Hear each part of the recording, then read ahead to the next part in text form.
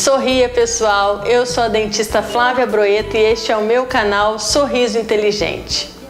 Se você está vivendo no mundo que eu estou vivendo hoje, você deve estar com uma pontinha de estresse. Estou mentindo? Ainda mais no Brasil, com a crise, com todos os políticos aí fazendo várias besteiras. Tô certa, né?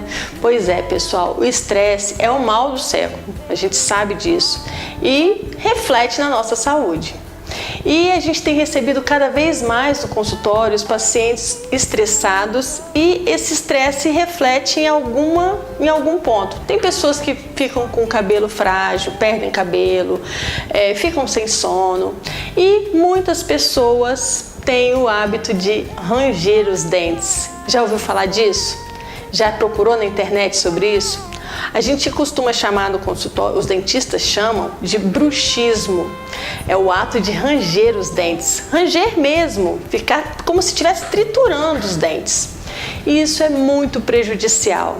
Primeiro que prejudica a qualidade do seu sono, vai prejudicar o seu dente, que vai ser desgastado de uma forma muito cruel, e você vai estar desajustando toda a sua vida por causa de um estresse que você poderia estar controlando.